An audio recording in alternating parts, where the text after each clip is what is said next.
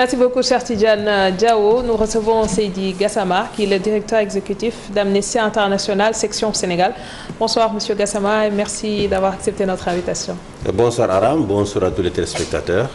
On commence d'abord par l'affaire du président de l'UMS, l'Union des magistrats du Sénégal, Souleymane Teliko, convoqué devant la formation disciplinaire du Conseil supérieur de la magistrature. Comment appréciez-vous cette démarche? Écoutez, nous avons hier, l'ensemble des ONG de la société civile sénégalaise, fait une déclaration pour d'abord déplorer les développements qu'il y a eu au sujet de cette affaire. Et nous considérons que c'est une affaire qui n'en est pas une, parce que le président Teliko est aujourd'hui harcelé, c'est le mot qu'il faut dire, parce que simplement lors d'une interview ou d'une émission de radio, il a rappelé un jugement qui avait été rendu par la Cour de la CEDEAO sur l'affaire qui concerne l'ancien maire de Dakar. Ce n'était pas seulement la seule affaire d'ailleurs. Il avait aussi parlé de l'affaire Karim Wade. Curieusement, on lui reprocherait ainsi cette affaire, parce que pour cette affaire-là, il a dit, ou il a semblé dire que tout s'était bien passé. Donc, pour une affaire qui est derrière nous, qui est frappée de l'autorité de la chose jugée, ce n'est pas une affaire qui est en jugement, sa déclaration ne peut en aucune manière influencer cette affaire-là. C'est une affaire qui est maintenant derrière nous, et qu'il puisse rappeler le jugement de la CEDEAO ou qu'il puisse même donner son point de vue par rapport à cette affaire, il ne peut pas constituer, disons, une raison pour qu'on puisse lui reprocher de discréditer de la justice ou en tout cas de manquer à son devoir de réserve. Nous pensons que c'est une affaire qui vise simplement à le réduire au silence, et à réduire au silence tous les autres magistrats au moment où la jeune génération aspire de plus en plus à exercer certaines libertés. Et le ministre de la Justice dans tout cela, parce que on le voit dire que cela ne le regarde pas et que c'est une affaire qui est traitée par des pairs. Écoutez, cette affaire le concerne au plus haut point. On n'est pas dupe, on sait très bien que le ministre est derrière cette affaire, que le président lui-même est au courant de cette affaire et qu'il laisse faire. Et donc, si aujourd'hui il y a quelqu'un qui doit mettre fin à cette situation-là, c'est bien le garde des Sceaux, Maître Malick Sall. Il a ouvert un front avec les magistrats, ou en tout cas il était incapable de satisfaire. Et il y a quelques mois, c'était avec les greffiers. Avec les greffiers, les citoyens sénégalais justiciables ont payé un prix fort avec cette affaire-là. C'est vrai que les magistrats, ils ne peuvent pas aller en grève, ils ne peuvent pas... Mais ils menacent de paralyser la justice. Ah oui. Si la convocation est maintenue. Voilà, donc, vous voyez, on va encore aboutir à une situation qui va être très compliquée, d'autant plus que le statut ne leur permet pas d'aller en grève. S'ils vont en grève, ça va encore être beaucoup plus compliqué. Donc je pense qu'il est temps, les pays confrontés à énormément de défis, beaucoup de défis. Il y a la Covid-19 qui est là, on semble accepter de vivre avec la maladie, mais elle est là, elle fait des morts tous les jours. L'économie du Sénégal, en même temps que l'économie de toutes les nations du monde, est aujourd'hui confrontée à beaucoup de difficultés. Il y a les inondations, donc il ne faudrait pas qu'on vienne distraire les citoyens sénégalais avec ces affaires-là. Teliko, dans tous les cas, c'est un juge c'est un magistrat qui gêne. Depuis qu'il a pris la tête de l'UMS, il a pris beaucoup d'initiatives tendant à accroître, n'est-ce pas, l'indépendance de la magistrature. Il a organisé ici un grand colloque auquel tous les médias avaient assisté, qui visait justement à poser les débats pour renforcer l'indépendance de la magistrature, qui est une garantie pour nous tous, qui est une garantie même pour la classe politique. Vous savez, les différents politiques, c'est la justice qui doit les trancher. Les citoyens, c'est la justice qui doit les trancher. Si les citoyens n'ont pas confiance en l'indépendance de la justice, parce que de fait, elle n'est pas indépendante, évidemment, les pays courent beaucoup de risques de soubresaut. Donc c'est un combat dans lequel il s'est engagé, mais de façon républicaine. Ce n'est pas un combat qu'il mène avec beaucoup d'activisme, mais vraiment de façon républicaine. Et là, nous, société civile, nous soutenons cette démarche, parce qu'évidemment, l'indépendance de la justice, bien qu'inscrite dans la Constitution du Sénégal, est aujourd'hui une chimère.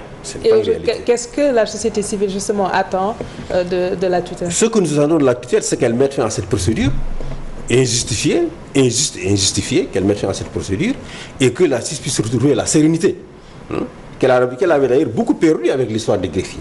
et qu'elle risque encore de perdre davantage avec cette affaire-là. Donc, il faut que la paix règne entre la chancellerie et les magistrats, entre la chancellerie et les greffiers, pour que les justiciables, évidemment, pour que la justice fonctionne normalement et que les justiciables puissent bénéficier de ce service qui est un service public, dont les citoyens ont besoin et auquel ils doivent faire recours tous les jours pour, évidemment, régler leurs différends. Alors, nous constatons qu'il y a en tout cas une nouvelle génération de magistrats qui est là, épris en tout cas de justice, et qui semble en tout cas donner le ton, donner son avis par rapport à des questions qui sont soit sur la table du juge ou alors même qui sont déjà jugées. Mais est-ce qu'aussi quelque part ils ne sont pas tenus par, disons, une certaine... ils doivent avoir certainement une certaine, comment je voulais dire, une certaine retenue par rapport à des choses qui sont soit jugées ou pas, pour ne pas en tout cas comment ça s'appelle, gêner l'exécution de certaines choses. Je crois que pour les affaires en cours, généralement, ceux qui prennent la parole, c'est le procureur. C'est lui qui organise des conférences de presse pour parler des affaires en cours, et je pense que la loi lui permet de le faire. On n'a jamais entendu un magistrat parler d'un juge du siège comme Télico, notamment. Ah, justement, et ça semble faire des ordres. On n'a jamais entendu parler un magistrat du siège faire des déclarations sur une affaire en cours. On n'en a jamais entendu. Ni Télico, ni un autre magistrat du siège n'a jamais fait de déclaration sur des affaires en cours.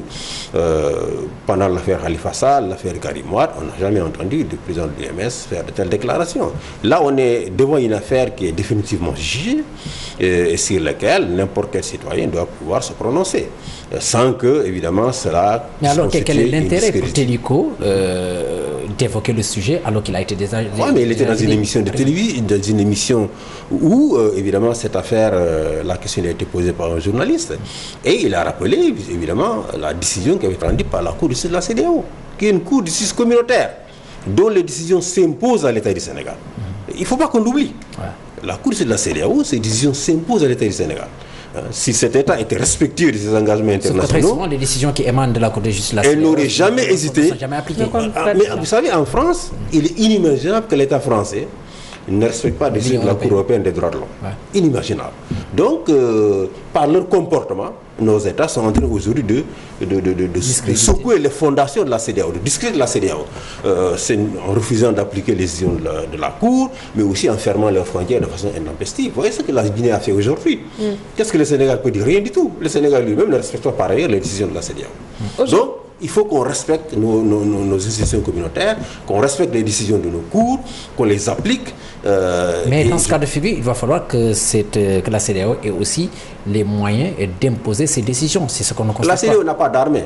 La CEDEAO compte sur le respect par les États de leurs engagements internationaux.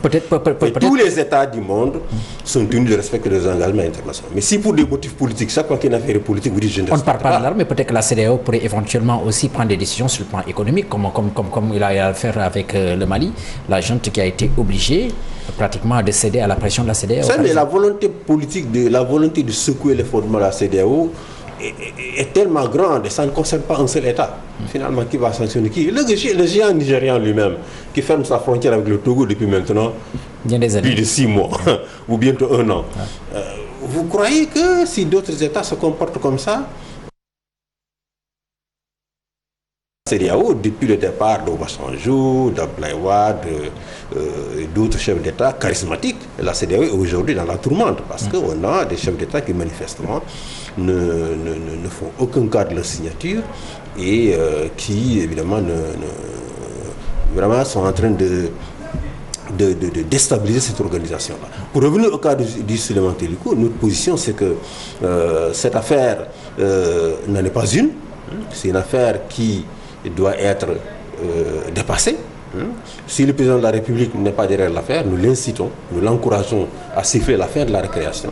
On a besoin de sérénité, la justice a besoin de sérénité, et cette sérénité-là, elle ne peut pas avoir lieu dans les circonstances actuelles. Le Sénégal qui est vu comme un modèle de démocratie depuis les indépendances, est-ce qu'aujourd'hui, avec un recul, cette réputation serait usurpée ou ce n'est pas le cas? Ah oui, je pense que du point de vue de la justice, il y a vraiment beaucoup de préoccupations, pas seulement pour nous, mais pour la communauté internationale. Vous voyez toutes les décisions ou les recommandations des instances onusiennes au sujet de beaucoup d'affaires judiciaires dans ce pays qui n'ont pas été respectées.